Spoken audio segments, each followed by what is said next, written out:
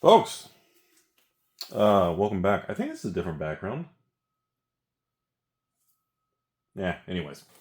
So my name is Rudy. You're watching Alpha Investments. Welcome to June of 2025. What that means, ladies and gentlemen, is we are about to enter the Thunderdome of Final Fantasy, everybody. It is the real deal. People are losing their minds because, well, everybody wants it. Everyone's just angry at the price. That's your summary. So let's go into what we're looking at here, ladies and gentlemen. So let's get the boring stuff out of the way. Obviously, if you're a Rudy supporter and you don't like money and all this fun stuff, it's 6 days in a row. I will be running a sale on Final Fantasy Commander, Final Fantasy Collector Commander, Final Fantasy Playboxes, Final Fantasy Collector, Final Fantasy Bundles, and then finally, Final Fantasy gift bundles, which are really not very many. So once we get through this 6 days of craziness, and it's going to take another 5 to 7 days to process everything, probably looking at 30 to 40 pallets total. I'm looking at probably about 20 truckloads of mail. We can finally resume normality. What is normal? Is there any normal? I know. That's going to be what's coming. But I wanted to put that aside. Everybody knows that's coming. Everybody knows everything going on. I can chill for myself. You guys know that. But more importantly, there's been a lot of interesting background conversation recently with Magic the Gathering. And we're not going to have a video today on Flesh and Blood and Pokemon and Weiss and everything going on. I just want to talk about Magic today. Next 20 minutes with you guys. Well, a lot of patrons have been like, Rudy, you haven't really been covering Vintage because Vintage Magic hasn't been doing anything. We all know that. And the other interesting thing is, it's kind of weird because we all know that besides modern day collector boxes, well, the last, 15 years, sealed Magic boxes, draft boxes, whatever, they haven't done well, right? It's kind of the known thing that they've all been a waste of time. Should have bought those Pokemons, am I right, everybody? And, I still have some long-term patrons. You guys send me messages like, Rudy, are you following what's going on with some of these things? Like, have you seen the attempts at, like there's a lot of conversations. I didn't really want to, I'm going to kind of blend them together because I didn't want to make 10 separate videos on each set. But we're going to return to conversations on the older Magic because a lot of you guys keep saying, Rudy, go back to the Silver Age Magic, the Battle for Zendikar, Oath of the Gatewatch, Innistrad, Eldritch Moon, the Kaladesh, Aether. All this stuff was getting crazy. Then all of a sudden, this new stuff took over, and, well, everybody just kind of forgot about it. It's on the back burner right now. But I'm telling you, when we get past this Final Fantasy thing, and we all actually stabilize, and we see what the real prices are on some of these Final Fantasy items, I think some of them are going to stay the same. And I think some of the Final Fantasy is probably going to go even higher. And we'll let you all decide and the market figure that out. But let's pick on a few fun facts today. So, had an interesting message with somebody saying, Rudy, have you noticed, even 2020, Ikoria? Have you seen Ikoria? Or, Theros Beyond Death? Remember the Curse of Theros? So, I was not aware, but, Ikoria draft boxes on TCG Player are, 150 plus, I guess, 170 with tax? I wasn't even aware Ikoria doubled in price. And it's interesting to see a draft box from 2020 that's been out of print for 4 years. And, well, it doubled in price in 4 years. That is a substantial above target. But that's a really good rate of return. That's really solid performance. But the kicker is, it doesn't feel like it. If you talk to anybody about this stuff, it doesn't feel like anything positive has happened. It doesn't feel like it's been successful. I'm I was selling Ikoria in 2020 and early 2021 for still $82 a box shipped for 10, 15 months. And they doubled in 4 years. I mean, without even compounding, that's around 25% return a year for people. Now, I know some of you are going to be like, well, take off 20% for fees and shipping. Okay, fine. To make the negative people and the Debbie Downers happy, even after shipping and fees, if you list it just on eBay or TCG Player, that's an 80%. Take off 20% in fees, whatever. Maybe you're just the worst shipper ever and you pay the most money. That's incredible. And it's so weird to see things like that. And then you go back further to like the end of the Silver Age, like Guilds of Ravnica, Ravnica Allegiance. You have draft boxes from like 2018, 2019 that are like $120. And in like 6 years, they've moved up like, well, they went from what? I guess, patron price of $80 to today, $120 in 6 years. I mean, it's not that good. Let's be honest with you. After shipping and fees, you're going to net what? $105 a box?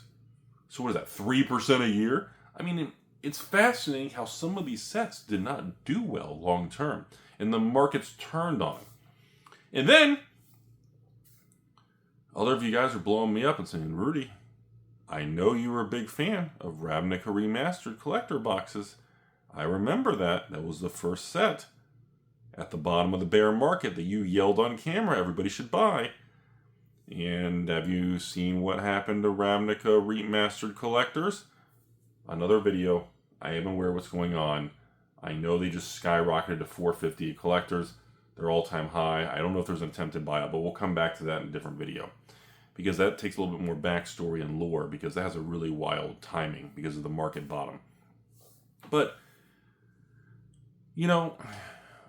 it's very bizarre to see like even original Dominaria that before the crash of Magic 30 was almost $200 a draft box. In original Dominaria, even now, like it bottomed at it went from like 200 to 110. It was down almost 50% from the boom to the bear market in the Magic 30. And it's gone back from 110 to maybe 150 to 170. It's interesting to see how these sealed products behave, well, similar to like baskets of other collectibles and investments. You can feel that they want to go up. You can feel how they're trying to push. And, at the same time, you can see random spikes. TCG player sales, news and chatter on social media. And out of nowhere, you see 20, 30. You see a huge spike of 50 to 100 War of the Spark boxes just get blown out. And all of a sudden, War of the Spark jumps 10, 15%. And you're going, what? Like, did anything happen with the single cards? I don't think anything really changed, right? And that kind of stuff happens. It's super weird, everybody. So, it's weird to see now that we are quietly seeing movement in products that were ridiculed and kind of left behind in Magic. It's nothing like Pokemon. We're not seeing $1,000 Fusion Strike and $2,000 Evolving Skies. We're not talking extreme stuff. But we're seeing very interesting movement that no one's really paying attention to. And that's what's getting my attention, is that just a handful and select people, long-term patrons, some of you guys have watched this channel for 5, 10 years, Rudy's been on YouTube, a very, very few amount of people are noticing some of these movements. And yes, another example, which is in a different conversation with collector boxes, the Assassin's Creed collector boxes that everybody made fun of Rudy, because I told everybody you should buy any Assassin's Creed collectors under 300 because of how tight the print run is, and then the market rejected it and everybody made fun of me. And I've never pivoted. I still said you should be buying Assassin's Creed collectors under 300. It is severely underpriced. And of course, I think those things hit like 180, 200, 210, and now I think they're almost back, 280 now? So you're seeing this quiet movement in products that nobody's following.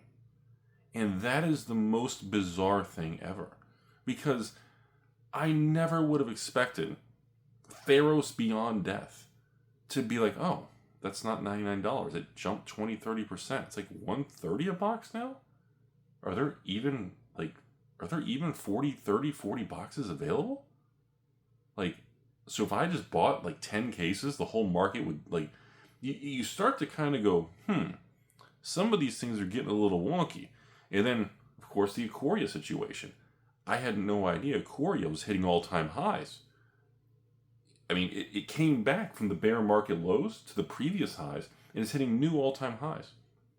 And then that goes to, bizarre sets. like the old core sets, like Core 2021 with Mr. T and all the variants. And, keep in mind, the lowest printed collector box series. The only core set to have a collector box back in Core 2021. Really interesting product. I've talked about it for years. Everybody laughs at me. There's literally next to nothing left. Like, sealed product of Core 2021 collectors is like fucking non-existent. Like, find anybody who even has like a master case of 24 or 48 boxes of M21 collectors. Like, go on TCG Player, add up the total amount available. It's the weirdest shit you've ever seen. So, I really wonder in 30 days from now, when we pass the Final Fantasy vacuum that's just sucking all the money in, all the energy, and we eventually revert back to normality in 30, 60, 90 days. I wonder how the market's going to move forward. People are speculating that in Magic, Edge of Eternities after Final Fantasy is going to implode. Everybody's warning me about Edge of Eternities and how much it's going to crash after Final Fantasy. But I'm sitting here wondering, what about the old vintage stuff? Is anybody still care? What about the Silver Age? What about just boxes from the 90s? If I say the reserve list, nobody even gets mad anymore because nobody cares. But then, like I said, you look at these random things, and I'm really asking myself, like a Lord of the Rings collector box is $2,000? I can buy an Arabian Nights Bazaar of Baghdad for $2,000. Like, when you get to, like, 2 boxes of Lord of the Rings collectors is what, $4,000? I could buy, like, Power 9 for that. Like, it's just, it's getting really, really weird how certain categories have gone up so much and other things remain so rejected. And it just doesn't feel authentic and accurate. It feels off. And this is kind of a similar video that I made with you all 2 years ago about Sword and Shield was attracting all the money in Pokemon, and Scarlet Violet base SVO 1 and 2. Everybody hated it. And then another video I made 2 years ago talking about Magic and the bear market and be prepared because I think we're about to shift. And I want to be on record. Today's video is to remind you all that it doesn't feel like the market is properly pricing a lot of sets from the last 10 years in Magic. Like when I see a patron message saying, Rudy, I can buy Dungeons and Dragons, Adventures in Forgotten Realm draft boxes. You sold those to me, Rudy, for $80 a box 3 years ago or 4 years ago. And they've been $89 a box ever since. And then all of a sudden, that same person sends me a message last week and says, hey, Rudy, thank you so much. I bought a case of that every month as a patron for many months before I went to like Strixhaven. And he says, hey, man, I just really want to thank you because I've got 30, 40 boxes. And all of a sudden, I remember my old message to you, Rudy, about how I was pissed off and everything was bad. I said, yeah, bear market. Everyone's going to be unhappy. Be angry at Rudy. It's okay. Builds character. And then all of a sudden, in the last 90 days, Adventures Forgotten Realm draft boxes have almost doubled. Like, that's another thing.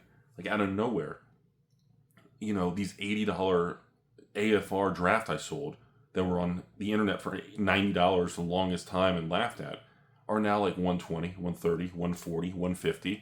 And everyone's going, these things were flat and did 0% return for 3 years. And then all of a sudden, year 4, it's up 60%. And folks, this is how this stuff works. It is not linear.